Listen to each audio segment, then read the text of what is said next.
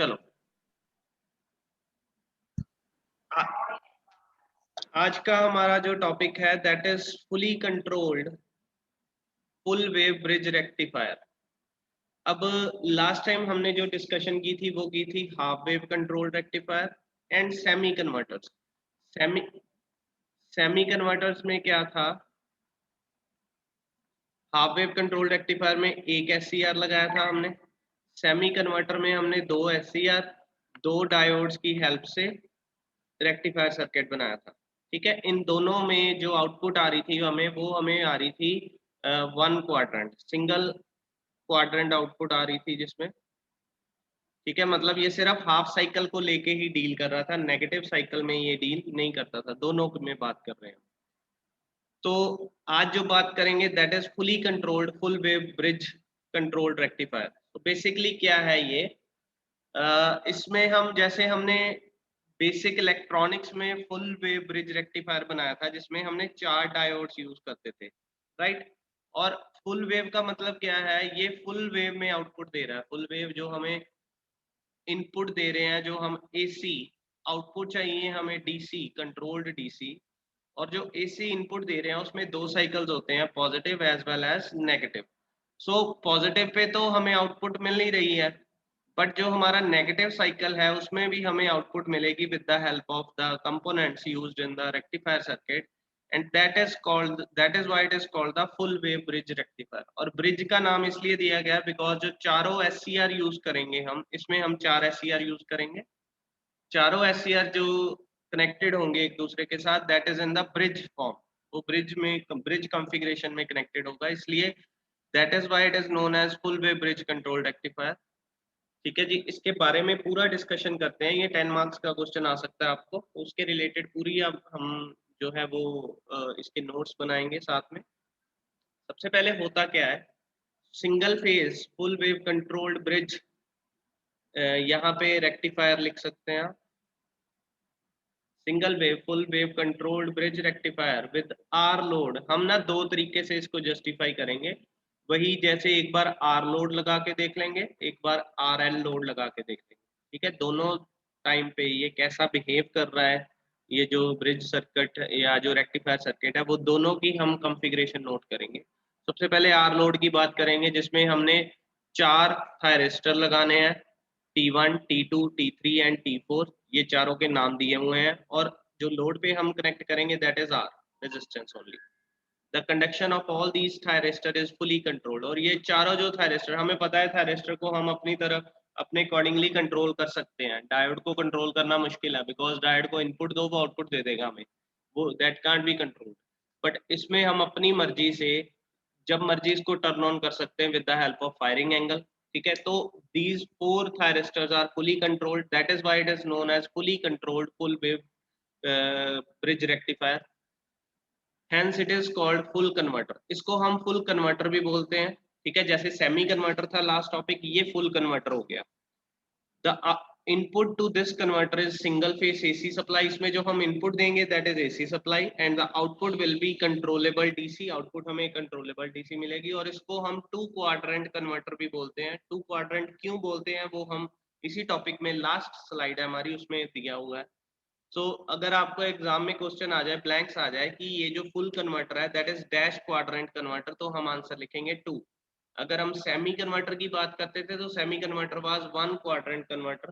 ठीक है, और अगर हाफ वेव कंट्रोल रेक्टिफायर की बात करते हैं तो वो भी वन क्वाड्रेंट कन्वर्टर था। तो this is the full converter is the two quadrant converter. आगे इसका डायग्राम ये दिया हुआ है, तो ये डायग्राम आप सभी ने बनाना है। ये जब तक मैं इसके बारे में बता रहा हूँ आप कॉपी पे बना सकते हैं। इसमें क्या किया हुआ है, हमने एसी सप्लाई लगाई है यहाँ से, that is named as V in. उसके बाद चार thyristor you can see here, T1, T2, T3 and T4। These are connected in the form of bridge. ठीक है, ये ब्रिज कनेक्शन में हम इसको दिया हुआ है। देखो चार लेग्स हैं इसकी, 1, 2, 3 एंड 4। दो कनेक्शन में हमने एसी सप्लाई दी है, दो से हम यहाँ पे डीसी आउटपुट ले रहे हैं। तो this is the way bridge configuration is made. अब यहाँ पे क्या हो रहा है, ये कॉन्फ़िगरेशन जब बन गई, इसके क्रॉस एक आर लोड लगा है हमारे पास, this is the R load, ठीक है, that is why it is known as fully controlled full wave bridge converter with R load. तो ये हमारा डायग्राम हो गया। यहाँ से हम आउटपुट वोल्टेज लेंगे और यहाँ पे जो आई आएगा दैट इज वी आई ओ, ये हम यहाँ से मेजर करेंगे और बी ओ यहाँ पे मेजर करेंगे, ठीक है।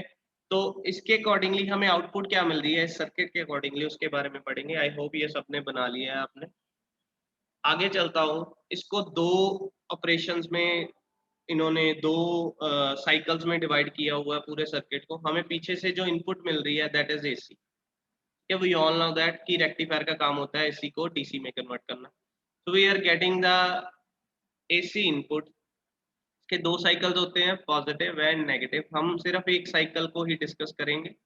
इसके बाद अगर जरूरत पड़ी तो ये वाला साइकिल दोबारा रिपीट करेगा अपने आप को, तो वही ऑपरेशन होगा जो यहाँ पे पॉजिटिव का और नेगेटिव का हो रहा है।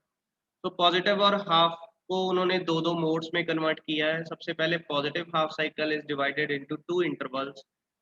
पॉजिटिव हाफ साइकिल की बात करें तो इसको भी दो मोड्स में कन्वर्ट किया है, one is mode one, other one is mode to.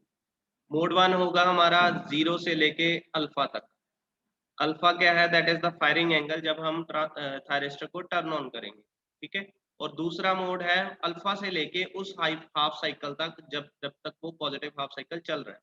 तो ये जो है इसमें डिफरेंट आउटपुट आएगी, 0 से अल्फा तक डिफरेंट आएगी। सो दो मोड्स हैं, mode one and mode two. Mode one को नाम दिया है 0 टू अल्फा, मोड टू को नाम दिया है अल्फा टू पाई। आगे सबसे पहले बात करते हैं मोड वन की। Mode one that is from 0 to alpha. इसमें क्या है, अब हमारे पास यू कैन सी जब हम पॉजिटिव हाफ साइकिल देंगे, वी इन ऊपर प्लस, वी इन नीचे माइनस होगा। अब प्लस है तो यहाँ पे प्लस टर्मिनल आएगा और यहाँ पे माइनस टर्मिनल आ रहा है, स्क्रीन में दिख रहा है आपको डिस्प्ले पे। ये प्लस जो है ये थायरिस्टर वन को, दिस वन। उसके बाद जो नेगेटिव वाला है वो थायरिस्टर टू को टर्न ऑन कर रहा है। तो T1 and T2 both are forward biased and T3 and T4 they are known as reverse bias। reverse bias क्यों है, बिकॉज इसमें हम एनोड को नेगेटिव सप्लाई मिल रही है इससे और कैथोड को पॉजिटिव मिल रही थी, तो उससे क्या होगा, ये दोनों रिवर्स बायस हो गए, तो ये काम नहीं करेंगे। थायरिस्टर वन और थायरिस्टर टू दोनों फॉरवर्ड बायस्ड हैं, ये काम कर सकते हैं बट अभी काम करेंगे नहीं। क्यों नहीं करेंगे, बिकॉज अभी तक हमने इनको गेट पल्स नहीं दी है। वो अल्फा पे देंगे बट हमारा जो मोड है वो 0 से अल्फा तक है, मतलब अल्फा से पहले पहले।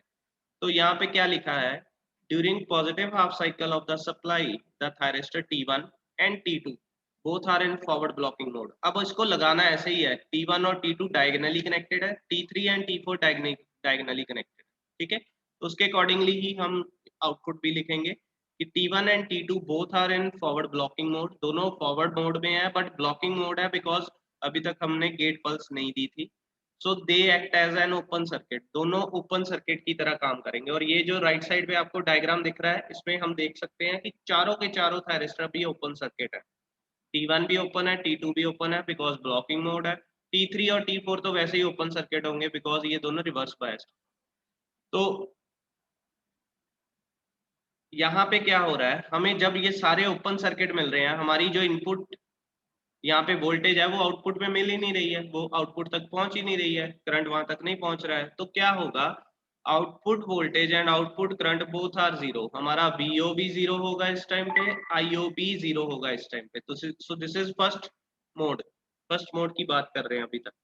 आगे चलते हैं मोड टू की तरफ। मोड टू में क्या होगा, हम थायरिस्टर वन और थायरिस्टर टू जो कि फॉरवर्ड बायस्ड थे, उनको अगर हम गेट पल्स देंगे, दोनों को साइमल्टेनियसली टर्न ऑन करेंगे। यहाँ पे लिखा है when thyristor T1 and thyristor T2 are simultaneously triggered at firing angle alpha. जब हम अल्फा आने पे दोनों को ट्रिगर करेंगे साइमल्टेनियसली एक ही टाइम पे, तो क्या होगा, पाथ बन जाएगा करंट के लिए। और ये पाथ जो है ये डॉटेड लाइंस में शो किया हुआ है, यहाँ पे एरो भी बने हैं।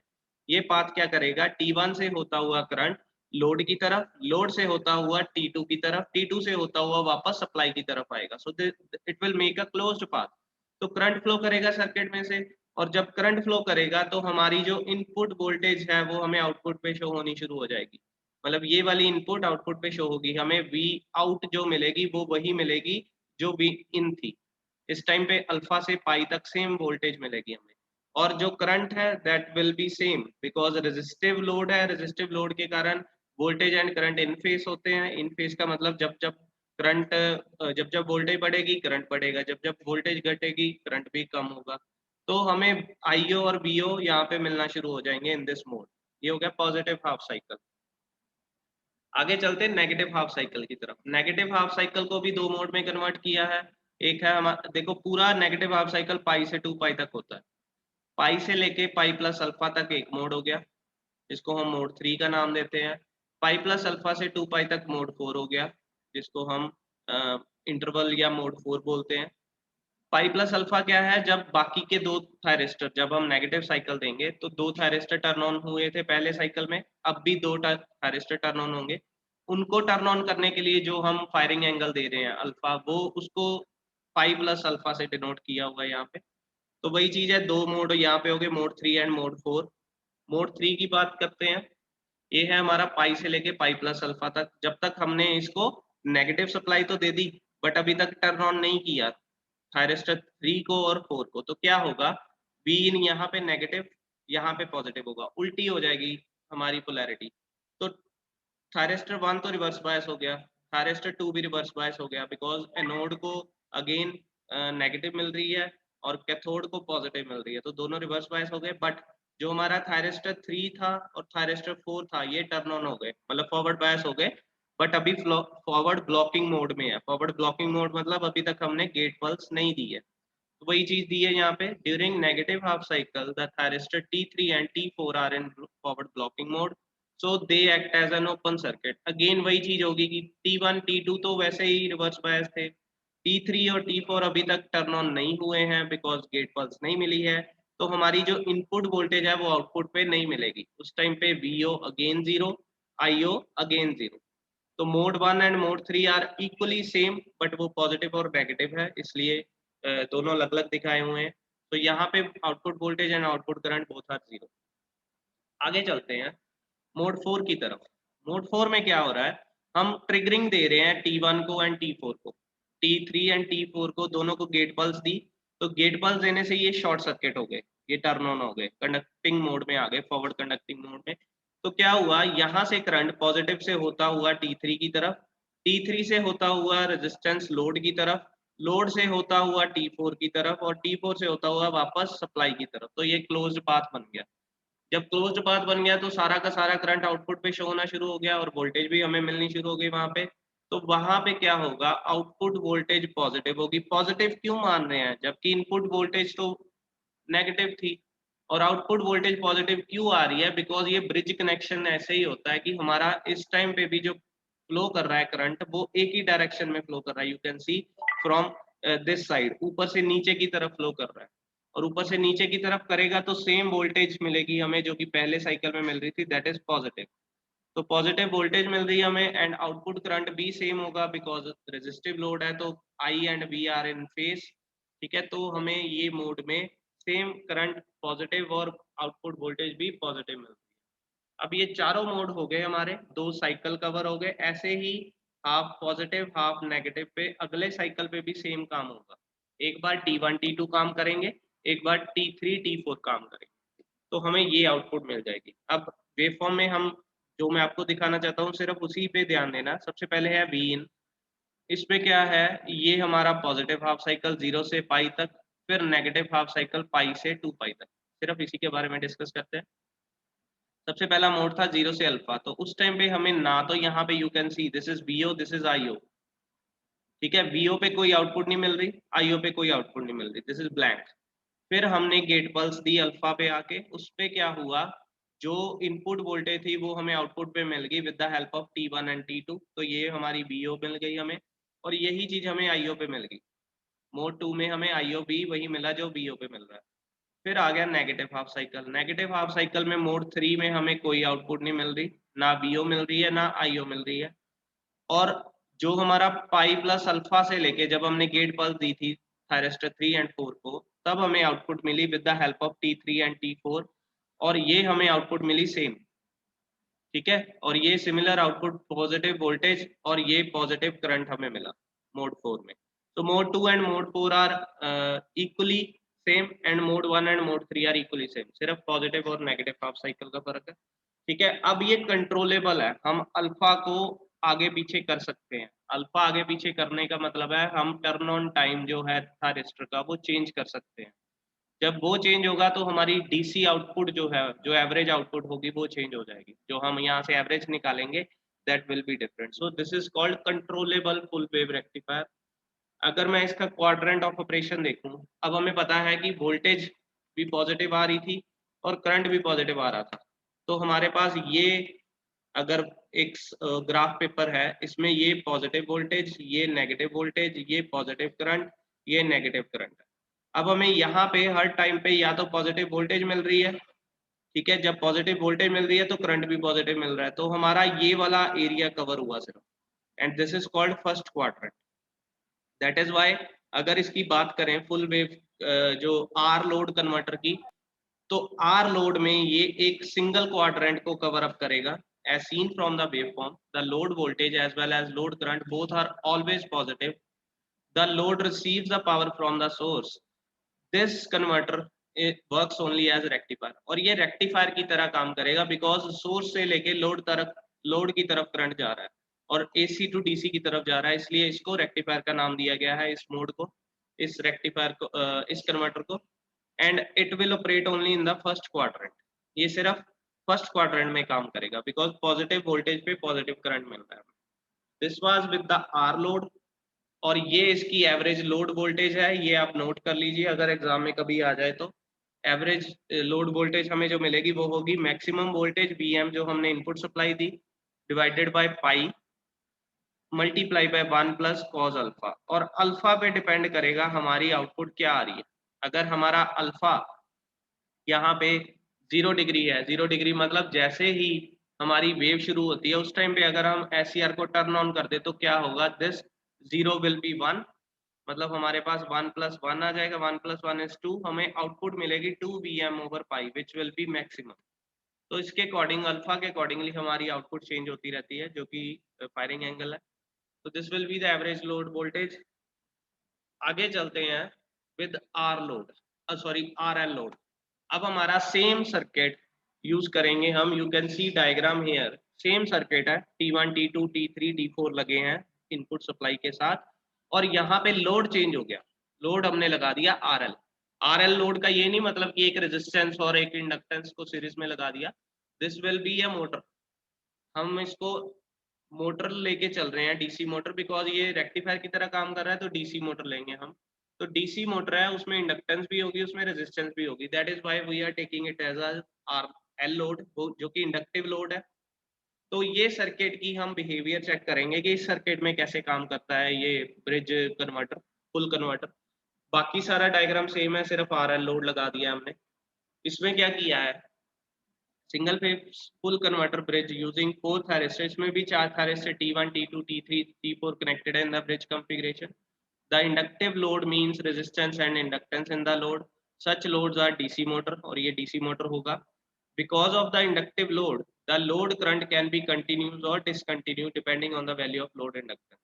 अब लोड इंडक्टेंस पे डिपेंड करेगा कि हमारा जो इंडक्टर है वो कितना टाइम ले रहा है चार्जिंग को और डिस्चार्जिंग को, उसके अकॉर्डिंगली जो हमें आउटपुट करंट मिलेगा दैट कैन बी कंटिन्यूस और डिसकंटिन्यूस।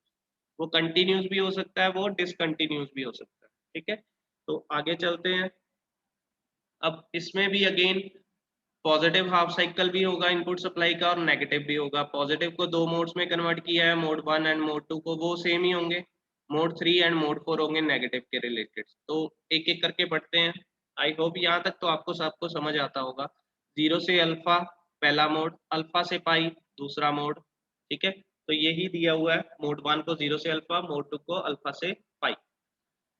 मोड 1 में सेम काम हो रहा है, T1 एंड T2 दोनों फॉरवर्ड बायस्ड है, T3 एंड T4 दोनों रिवर्स बायस है। अब फॉरवर्ड बायस जो है अभी फॉरवर्ड ब्लॉकिंग मोड में होंगे बिकॉज अभी तक अल्फा तक नहीं पहुंचे हैं। तो चारों के चारों ओपन सर्किट की तरह बिहेव कर रहे हैं, हमारे पास आउटपुट कुछ नहीं मिलेगी। At that time output voltage and output current both are 0, ये मोड 1 में होगा। आगे चलते हैं मोड 2 की तरफ। मोड 2 है जब हमने T1 एंड T2 को, जो कि फॉरवर्ड बायस थे, उन दोनों को ट्रिगर्ड कर दिया simultaneously at the firing angle alpha. अब ये क्या करेंगे, क्लोज्ड पाथ बना देंगे जो कि T1 से होता हुआ RL की तरफ, RL से होता हुआ T2 की तरफ और T2 से होता हुआ वापस सप्लाई की तरफ। तो ये क्लोज्ड पाथ हो गया। अब क्लोज्ड पाथ से होगा क्या, this is different from R load, इसमें L लगा है, तो L क्या करेगा, चार्ज होना शुरू हो जाएगा।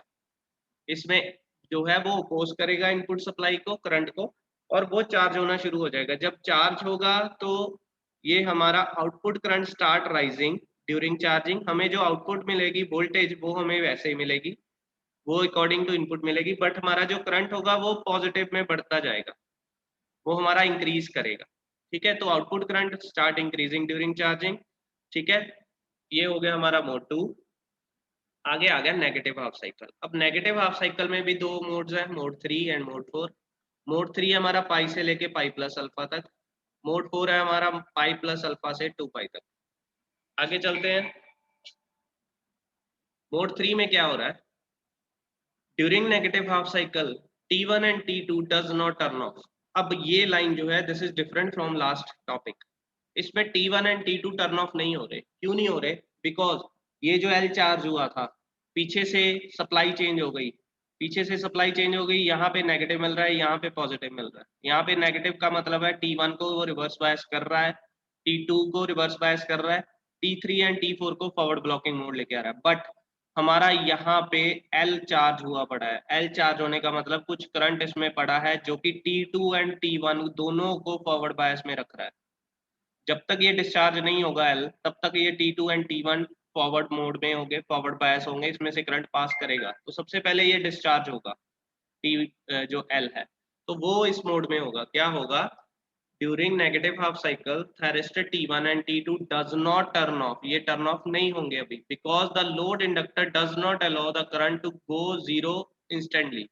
वो अभी तक जो पीछे से करंट था वो इंक्रीज्ड था, तो पहले ये जीरो होगा। दिस मोड में ये जो आईओ करंट था वो जीरो होना शुरू हो जाएगा, वो पॉजिटिव में ही फ्लो कर रहा है। मतलब the load inductance generator large voltage, क्योंकि यहाँ पे L मल्टीप्लाई बाई DI/dt के अकॉर्डिंगली जो हमें आउटपुट मिल रही है वो ज्यादा है, और वो as a voltage supply use होगी और ये करंट को फ्लो कराएगा। तो होगा क्या, the load current flow against the supply voltage. अब यहाँ से करंट, लोड से होता हुआ करंट सप्लाई की तरफ जाएगा, तो करंट की डायरेक्शन चेंज हो गई, मतलब लोड से सोर्स की तरफ हो गया। But the output voltage is negative, but जो हमें आउटपुट वोल्टेज मिल रही है वो नेगेटिव मिल रही है, बिकॉज यहाँ पे नेगेटिव है, यहाँ पे पॉजिटिव है, हमें यहाँ पे वही चीज मिलेगी। But the load current keep on reducing, जो करंट है वो कम हो रहा है और पॉजिटिव ही है। In this, load act as a source and stored energy in the inductance is returned back to the AC supply। तो ये मोड डिफरेंटली काम कर रहा है इस टाइम पे। आगे चलते हैं मोड 4 की तरफ। मोड 4 में क्या होगा, जब हमने इन दोनों को T3 एंड T4 को गेट पल्स दे दी और ये डिस्चार्ज हो गया, जब L पूरा डिस्चार्ज हो गया और T3 एंड T4 दोनों को गेट पल्स दे दी, तो हमारा ये दोनों टर्न ऑन हो गए और ये दोबारा चार्जिंग होनी शुरू हो गया। मतलब हमारा करंट जो है वो आउटपुट पे फ्लो करना शुरू कर गया और L को चार्ज करना शुरू कर दिया इसने। तो T3 and T4 both are simultaneously triggered, current starts increasing during charging, the load current remain continues in the load. और जो लोड करंट पीछे से आ रहा था वो ऐसे आ रहा था, ये पहले बढ़ा फिर कम हुआ, फिर जैसे ही ये दोनों टर्न ऑन कर दिए D3 एंड D4, ये फिर बढ़ने लग गया, चार्जिंग होना शुरू हो गया। तो ये हमारा कंटिन्यूस चलेगा आउटपुट करंट जो है, जबकि वोल्टेज पॉजिटिव नेगेटिव होती रहेगी। तो ये मोड 4 हो गया। अब इसमें मोड 5 भी दिया है। मोड 5 और मोड 3 दोनों सेम है। इसमें क्या है, 2 पाई से लेके 2 पाई प्लस अल्फा तक की बात की है। मैं दिखाता हूँ आपको कैसे ये कर रहा है। ये हमें पीछे से सप्लाई मिल रही थी 0 से पाई, पाई से 2 पाई, 2 पाई से 3 पाई, 2 पाई से 2 पाई प्लस अल्फा तक मोड 5 है। अब ये मोड तो हमने कर लिए पॉजिटिव और नेगेटिव का। अब हमारा यहाँ पे जो करंट पीछे से इस मोड तक, मोड 4 तक चार्ज हो रहा था, तो आगे वो डिस्चार्ज की बात करेगा कि करंट यहाँ पे डिस्चार्ज होना शुरू हो जाएगा। वो कैसे हो रहा है उसके बारे में यहाँ दिया है। The input AC supply passes through the zero and become positive। इस टाइम पे जो इनपुट सप्लाई है वो पॉजिटिव साइकिल में फ्लो कर रही है। This however the inductive load maintains the load current in the same direction and start discharging। इस टाइम पे जो करंट है जो पीछे से चार्ज हुआ था इंडक्टर, वो डिस्चार्ज हो रहा है इस मोड में। तो वही बताया कि start discharging, this maintain the T3 and T4 forward bias, इसमें T3 एंड T4 को वो मेंटेन रखेगा फॉरवर्ड बायस में, and T3 and T4 continue to conduct T1 after the supply voltage reverses the polarity, so load voltage is negative and load current is positive, इसमें भी load voltage negative आएगी and load current positive आएगा। तो load जो है वो source की तरह एक्ट कर रहा है और जो इंडक्टर की एनर्जी है वो वापस सप्लाई को जा रही है इस मोड में। तो ये होगा हमारा फिफ्थ मोड। इसको हमने इस वेव फॉर्म में समझ लेना। अभी क्या कर रहे हैं हम, ये हमारी इनपुट वोल्टेज है, ये गेट पल्स है, this is the output and this is the output current, this is output voltage. तो आउटपुट वोल्टेज में क्या है हमारा, सबसे पहले तो ना तो वोल्टेज आ रही थी ना करंट आ रहा था स्टार्टिंग में, और इन्होंने कंटिन्यूसली शो किया हुआ है डिक्रीज हो रहा है। यहाँ से शुरू हुआ T1 एंड T2 से वोल्टेज पॉजिटिव आई और हमें ये चार्ज होना शुरू हो गया इंडक्टर, फिर वोल्टेज नेगेटिव हो गई और डिस्चार्ज होना शुरू हो गया इंडक्टर, फिर नेगेटिव में T3 एंड T4 से वोल्टेज पॉजिटिव हुई और ये चार्ज होना शुरू हो गया इंडक्टर, फिर फिफ्थ मोड में T3 एंड T4 से नेगेटिव आउटपुट मिल रही है हमें वोल्टेज की और जो हमारा इंडक्टर है वो डिस्चार्ज होना शुरू हो गया। ऐसे ही ये कंटिन्यूस आईओ हमें मिलता रहेगा। तो this is all about RL load. ठीक है, फर्क क्या हो गया इसमें, कंटिन्यूस ऑपरेशन हो रहा है एक तो, ठीक है, और वोल्टेज नेगेटिव हो रही है, करंट पॉजिटिव हो रहा है। जो हमारी आउटपुट वोल्टेज आएगी इस टाइम पे वो हमें इसके अकॉर्डिंगली मिलेगी, that is 2Vm over pi cos phi. तो ये आप नोट कर लीजिए, this is different from R load. इसके अकॉर्डिंगली हमें दो क्वाड्रेंट ऑफ ऑपरेशन मिलेंगे, ये इंपॉर्टेंट है टॉपिक। ये क्यों डिफरेंट हो रहा है उस मोड से, बिकॉज इसमें हमें रेक्टिफिकेशन भी मिल रही है, इन्वर्जन भी मिल रही है। ये जो है फुल कन्वर्टर का मतलब है, it will act as a rectifier and it will act as a inverter circuit. अब इन्वर्टर सर्किट क्या होता है, रेक्टिफायर तो होता है AC टू DC कन्वर्ट करता है, जो इन्वर्टर होता है जो DC को AC में वापस कन्वर्ट कर रहा है। तो ये जो मोड है, जब DC मोटर लगा दी हमने तो ये क्या करेगा, it will act as a inverter also, ये DC को AC में कन्वर्ट करने के लिए भी काम आएगा। पर वो कब कर रहा है, जब जब तो अल्फा की वैल्यू लेस देन 90 है और इक्वल टू 90 है तो ये रेक्टिफायर की तरह काम करेगा। अगर मैं अल्फा की वैल्यू मोर देन 90 डिग्री कर दूं तो ये इन्वर्टर की तरह काम करेगा। तो ये दो सर्किट हमें दो तरह से हम इसको ऑपरेट करवा सकते हैं, that is why it is known as full converter. Converter का मतलब है ये AC को DC में भी कन्वर्ट कर सकता है और DC को AC में भी कन्वर्ट कर सकता है। कैसे करेगा मैं बताता हूँ अभी।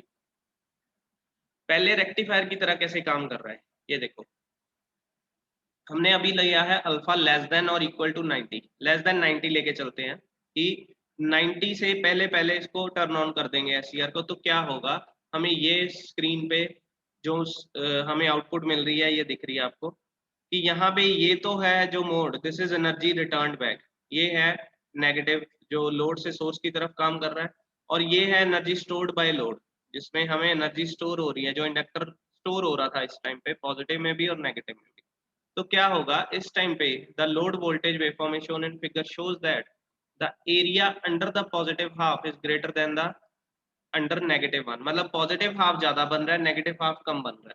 तो therefore average load voltage is positive, जो एवरेज निकालेंगे हम पूरे साइकिल की वो पॉजिटिव होगी क्योंकि ज्यादातर हमें चार्जिंग ही मिल रही है उस inductor. The time for which the energy stored by the load is higher than the time for which is returned back, जो चार्जिंग हो रही that is having more time than the discharging, so the net energy transfer in one cycle is from source to load, वो source से load की तरफ energy को transfer करेगा ज्यादा टाइम के लिए। so the source is AC, the load is DC, so that is why it is known as rectifier circuit, जब हम अल्फा को 90 डिग्री से कम रखेंगे।